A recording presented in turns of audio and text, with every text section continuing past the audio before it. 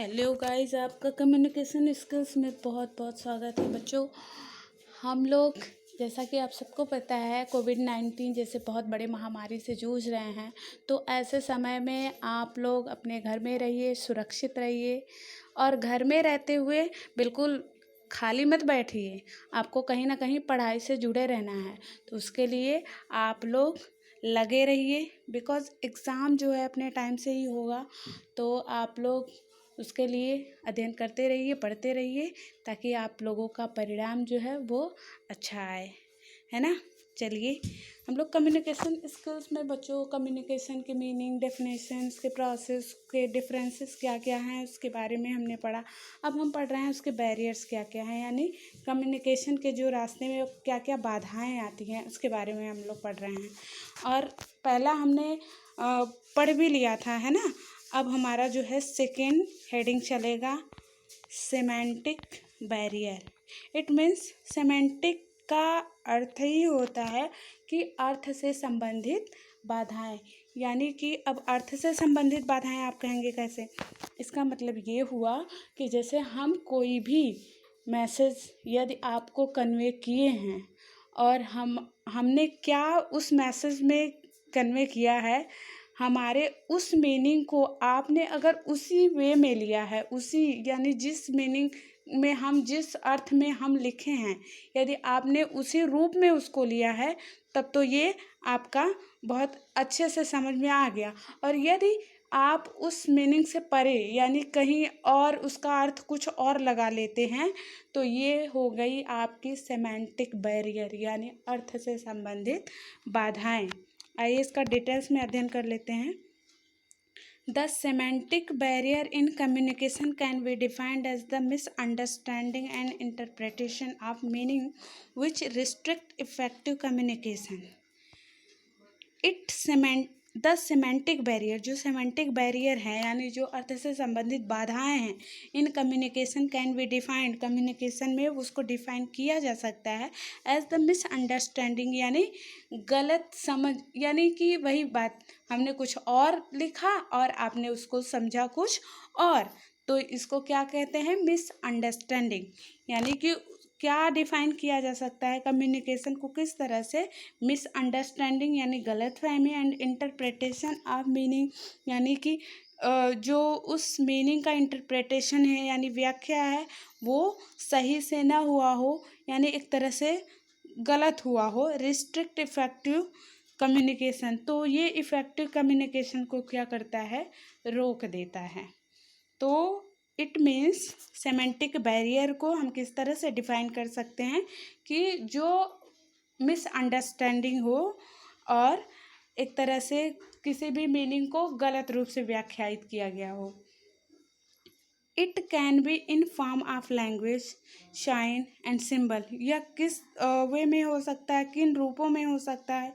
Language के मामले में यानी जैसे अब सपोज़ करिए हिंदी में या इंग्लिश में ही एक मीनिंग का जो है, एक स्पेलिंग का दो दो मीनिंग निकल कर आता है, तो कहीं आपने कुछ और तो नहीं समझ लिया उस मीनिंग का, तो कहीं ना कहीं ये लैंग्वेज के रूप में हो सकता है। साइन यानी साइन किस तरह का जो चिन्ह है उसका अर्थ आपने क्या लगाया, क्या उसी रूप में लिया जिस अर्थ में सेंडर ने आपको भेजा था।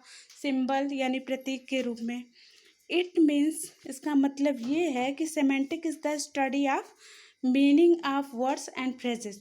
तो इसका मतलब सीधा सीधा सेमेंटिक से आप लगाएंगे कि स्टडी ऑफ द मीनिंग यानी अर्थ से संबंधित अध्ययन, वर्ड और फ्रेजेस का, शब्द और फ्रेजेस का जो है सेमेंटिक में उसके अर्थ से संबंधित अध्ययन किया जाता है।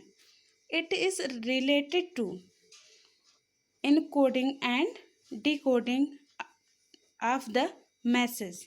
यह इनकोडिंग और डिकोडिंग से संबंधित होता है, यानी किस तरह से सेंडर ने इनकोड किया है और किस तरह से रिसीवर ने डिकोड किया, किस तरह से जो सेंडर है उसने किस तरह से उसको राइट किया हुआ है और मतलब किस मीनिंग में, किस परिप्रेक्ष्य में, और जबकि जो रिसीवर है, जो प्राप्त करता है, उस मैसेज को किस वे में ले रहा है, क्या वही मीनिंग में ले रहा है जिस मीनिंग में सेंडर ने लिखा है। Communication process involves two parties, the sender and the receiver. अब देखिए, जो कम्युनिकेशन की प्रक्रिया होती है, आपको पता है दो तरह से होती है। एक तरफ तो सेंडर होता है, दूसरी तरफ रिसीवर, यानी कुल मिला के इसमें दो मुख्य रूप से सम्मिलित होते हैं, सेंडर और receiver. Whose mental image may not be identical, जिसकी मेंटालिटी हमको पता नहीं होती, यानी उसका जो दिमाग क्या कहना चाहता है या उसने किस तरह से सोचकर मैसेज को लिखा है, ये हमें नहीं पता होता है।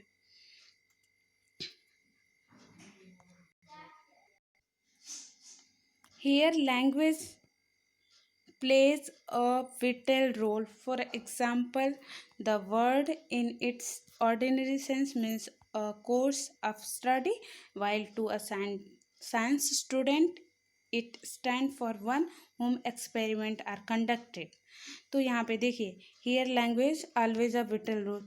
जो लैंग्वेज होता है वो हमेशा एक महत्वपूर्ण रोल अदा करता है। जैसे उदाहरण के लिए हम कह सकते हैं द वर्ड सब्जेक्ट, जो सब्जेक्ट वर्ड है वो इन इट्स ऑर्डिनरी सेंस, इसको साधारणतः हम यही सेंस लगाते हैं, यही इसका अर्थ समझते हैं कि ये कहीं ना कहीं जो हम अध्ययन कर रहे हैं उसके कोर्स से रिलेटेड है। सब्जेक्ट का मतलब हम यही अर्थ लगाते हैं कि कहीं ना कहीं ये किसी कोर्स से रिलेटेड है। जबकि एक साइंस स्टूडेंट जो है वो उसके लिए क्या है, एक्सपेरिमेंट आर कंडक्टेड, यानी वो किसी सब्जेक्ट पर एक्सपेरिमेंट यानी प्रयोग करना चाहता है, जिसको कंडक्ट किया है, तो वो उसका सब्जेक्ट हुआ एक्सपेरिमेंट के लिए। अब हर लोगों के लिए सब्जेक्ट का मीनिंग अलग अलग हो गया है ना। जैसे हम लोग अभी जब ग्रामर पढ़ते हैं तो उसमें सब्जेक्ट यानी कर्ता के रूप में देखते हैं, तो मीनिंग क्या हुआ, डिफर हो गया ना। तो इसी तरह से यदि हम जो सब्जेक्ट का यहाँ प्रयोग कर रहे हैं, क्या सेंडर जो जिस तरह से भेजा है रिसीवर ने भी उसी वे में लिया है, तो अर्थ से संबंधित जो बाधाएं आती हैं उसको हम सेमेंटिक बैरियर कहते हैं। ठीक, अब आइए नेक्स्ट देख लेते हैं। हमारा तीसरा जो है वो है ऑर्गेनाइजेशनल बैरियर, यानी जो संगठन से संबंधित बाधाएं आती हैं उसके बारे में।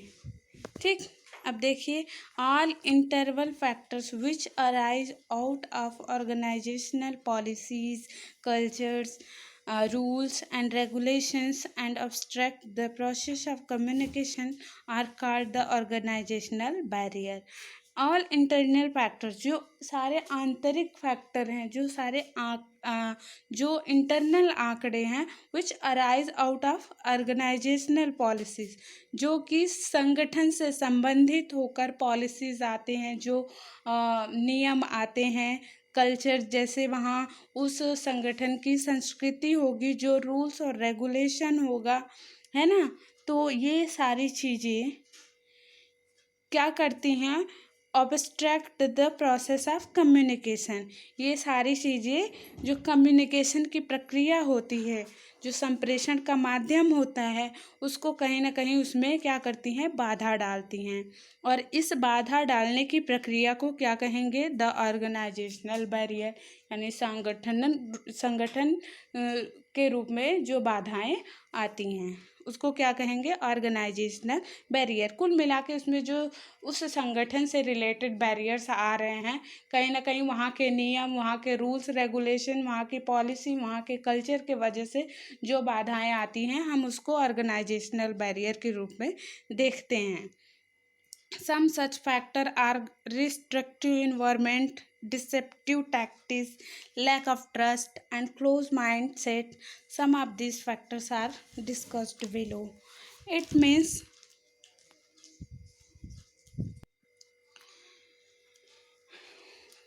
जो ये कुछ फैक्टर्स हैं, सम सच फैक्टर्स, ऐसे जो कुछ फैक्टर्स हैं वो क्या हैं, आर रिस्ट्रिक्टिव इन्वायरमेंट। ये किस तरह से, यानी एक तरह से बांध के जो माहौल है उसको पूरी तरह से प्रतिबंधित कर देते हैं।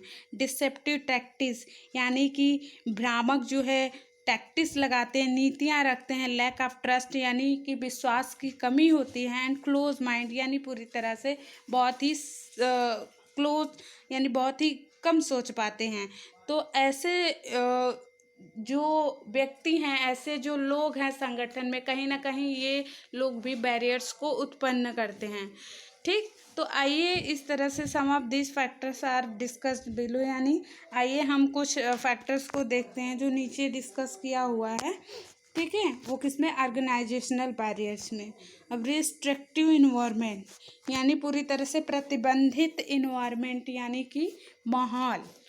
इन्वायरमेंट मीन्स आपका माहौल, या फिर एक तरह से कह लीजिए वातावरण, यानी कि जो जो उस ऑर्गेनाइजेशन में जिस तरह का वातावरण या फिर जिस तरह का माहौल बना रहता है, यानी पूरी तरह से बांध के प्रतिबंधित एकदम एनवायरनमेंट वहाँ का क्रिएट होता है। आइए उसमें देखते हैं किस तरह से बैरियर उत्पन्न होते हैं।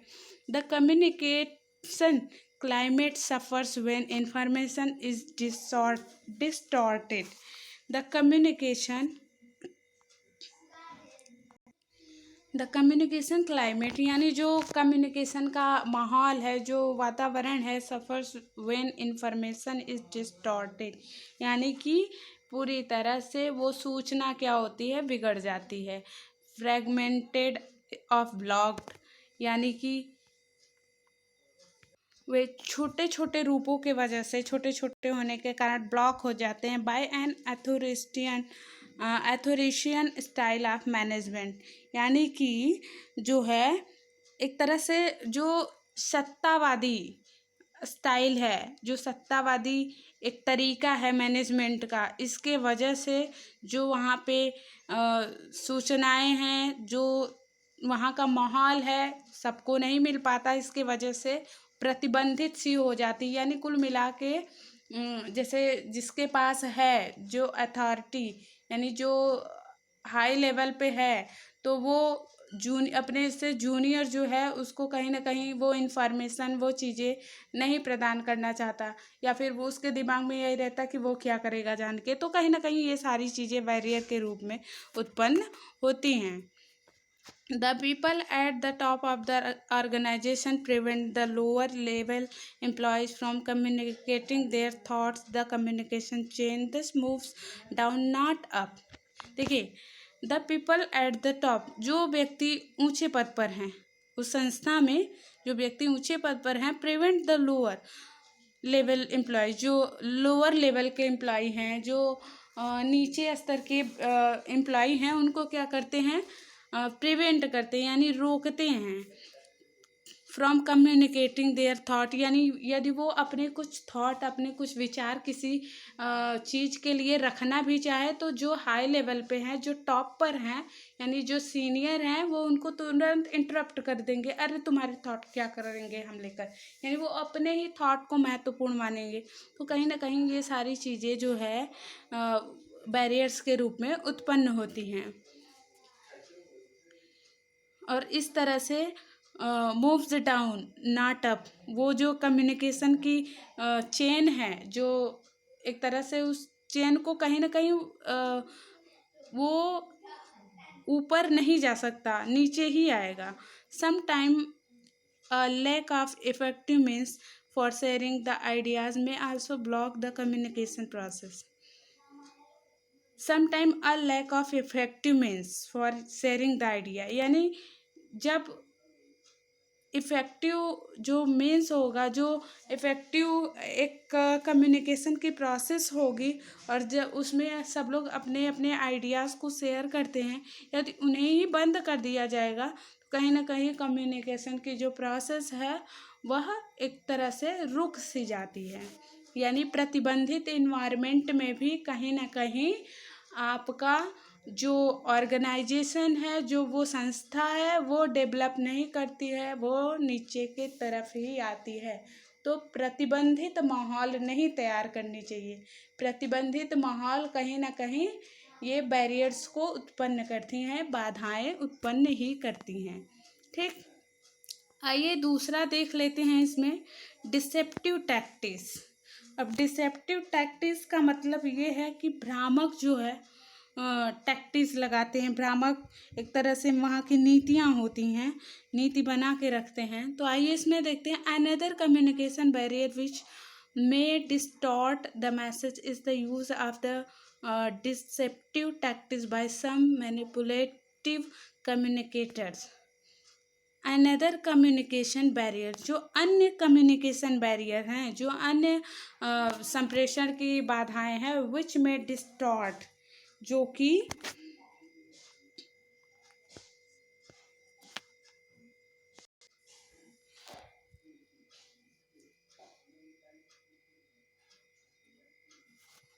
विच में डिस्टॉर्ट द मैसेज, यानी वो एक तरह से पूरी तरह से मैसेज को बिगाड़ देती हैं।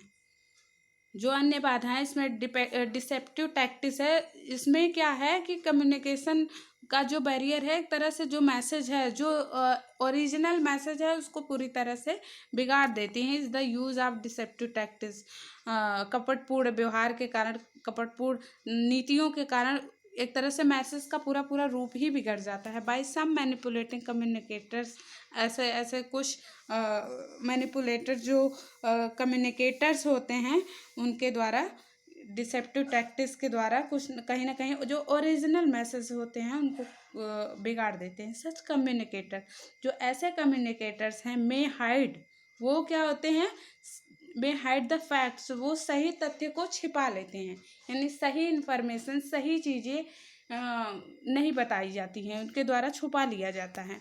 Instead they for their personal gains exaggerate benefits and inaccurate data।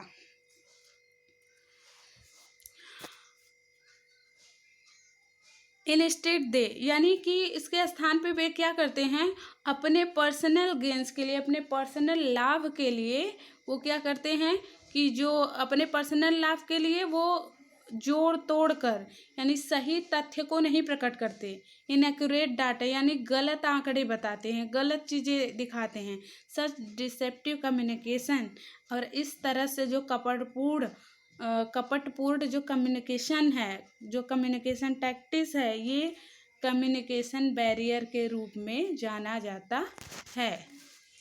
अब आपने देखा पहला क्या था, रिस्ट्रिक्टिव यानी प्रतिबंधित माहौल, और दूसरा क्या है, डिसेप्टिव टैक्टिस यानी कपटपूर्ण जो नीतियाँ होती हैं, इसके कारण भी कोई भी संस्था सही से या कोई भी संगठन सही से नहीं चल सकता है। ठीक, अब नेक्स्ट क्या है, रिगिड रूल्स एंड रेगुलेशन, यानी कड़ा नियम, कड़े नियम। तो यदि किसी भी संस्था में, आप किसी भी संगठन में यदि बहुत ज़्यादा कड़े नियम लगाओगे तो कहीं ना कहीं वो भी एक तरह से बैरियर ही उत्पन्न होगा ना, बाधाएं ही उत्पन्न करेंगी।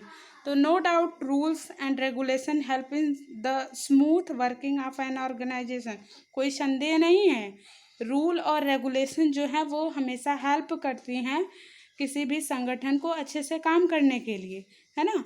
इसमें कोई भी शक नहीं है कि जो रूल्स और रेगुलेशन जो बनाए जाते हैं कहीं ना कहीं हमारे संगठन को वो अच्छे रूप से कार्य करने के लिए ही बनाए जाते हैं। बट क्या होता है, sometime too rigid rule work as barrier to communication. For example, आप देख सकते हैं कभी कभी क्या होता है कि बहुत ज़्यादा कड़े नियम जो लगाते हैं, बहुत ज़्यादा जो नहीं बिल्कुल इसी तरह से करना है, यानी एक तरह से एकदम ठोस नियम लगा देते हैं, कड़ा नियम लगा देते हैं किसी भी कार्य में। तो ये सारी चीज़ें क्या हैं, बैरियर उत्पन्न करती हैं, बाधाएं उत्पन्न करती हैं कम्युनिकेशन के क्षेत्र में। ठीक, अनुशासन ठीक है, लेकिन जब बहुत ज़्यादा किसी को प्रतिबंधित करेंगे, किसी पे बिल्कुल कड़ा नियम लगाएंगे, तो कहीं ना कहीं वो उस नियम से खुलना चाहेगा, तो वो सारी चीज़ें क्या है, बैरियर के रूप में उत्पन्न होंगी। जैसे एग्जाम्पल के थ्रू देख लीजिए, द कॉम्प्लेक्स हायरार्किकल स्ट्रक्चर, यानी कि obstruct the free flow of communication because in such a system a junior staff member has no direct access to the top official। अब देखिए द कॉम्प्लेक्स हेरारिकल स्ट्रक्चर, जो complex hierarchical structure है, hierarchical का मतलब यहाँ श्रेणीबद्ध या फिर पदक्रम से संबंधित है, ऐसे स्ट्रक्चर हैं ऑब्स्ट्रैक्ट क्या करती हैं, वो बाधा डालती हैं फ्री फ्लो ऑफ कम्युनिकेशन, यानी जो कम्युनिकेशन के क्षेत्र में क्या करती हैं, वो बाधा डालती हैं। बिकॉज क्योंकि in such a system junior staff member, ऐसे में क्या है, जो जूनियर स्टाफ हैं, जो जूनियर स्टाफ मेंबर हैं, हैज़ नो डायरेक्ट, उनके पास कोई भी प्रत्यक्ष एक्सेस पहुंच नहीं होती है ऊपर के ऑफिशियल या ऊपर के लोगों से बात करने के लिए। तो कहीं ना कहीं ये सारे क्या हैं, बैरियर के रूप में हैं। ठीक, अब आइए नेक्स्ट देख लेते हैं। और लास्ट, क्लोज कम्युनिकेशन क्लाइमेट, यानी एक तरह से बहुत ही सकरा कम्युनिकेशन क्लाइमेट को बनाना है। बिल्कुल जैसे किसी को एकदम क्लोज कर देना, ठीक है, ऐसे माहौल क्रिएट करना जिसमें क्लोज कम्युनिकेशन का क्लाइमेट बना हो। ठीक, तो आइए इसके बारे में देख लेते हैं। The status and power of an handles effectiveness of the communication. अब देखिए द स्टेटस एंड पावर, जो स्टेटस और पावर है of an handles the effectiveness of communication, कहीं ना कहीं ये सब प्रभावित करती हैं कम्युनिकेशन को, यानी रोकती हैं एक तरीके से। इन एन ऑर्गेनाइजेशन, किसी भी संगठन में, where the superiors are of close mind set, जहाँ जो सुपीरियर यानी जो अच्छे व्यक्ति हैं लेकिन क्लोज माइंड सेट के हैं, यानी बहुत ही कम सोचते हैं, बहुत ही एक तरह से कह लें किसी चीज़ को लेकर ओपन माइंड नहीं रहते, बहुत ही कम सोचते हैं, तो डू नॉट हैव फेथ, उन्हें अपने जूनियर स्टाफ में विश्वास नहीं होता है। इन देयर जूनियर स्टाफ, उन्हें अपने जूनियर स्टाफ में विश्वास नहीं होता, उनको लेकर बहुत ही वो क्लोज रहते हैं कि ये क्या बताएंगे या इनसे हम क्या पूछें। And always maintain difference in status, और स्टेटस को लेकर, यानी कि हम तो टॉप पर हैं, वो तो हमारे जूनियर हैं, यदि ये सब स्टेटस को लेकर के वो कहीं ना कहीं दूरी बना के रखते हैं, there can never be congenial atmosphere, तो ऐसे में कभी भी अनुकूल वातावरण नहीं बनता for healthy and free communication, अच्छे और स्वस्थ कम्युनिकेशन के लिए कभी भी ठीक नहीं रहता, कभी भी अच्छा अनुकूल वातावरण नहीं बन पाता। तो बच्चों ये तो हुआ हमारा ऑर्गेनाइजेशनल बैरियर में। ठीक, आपने आज पढ़ा सिमेंटिक बैरियर और ऑर्गेनाइजेशनल बैरियर, बाकी का दो है उसके बारे में कल हम चर्चा करेंगे। ठीक, आप लोग अच्छे से पढ़ते रहिए और अपना ख़ास तौर पे ख्याल रखिए, एग्ज़ाम की प्रिपरेशन करते रहिए। ठीक, बहुत बहुत धन्यवाद।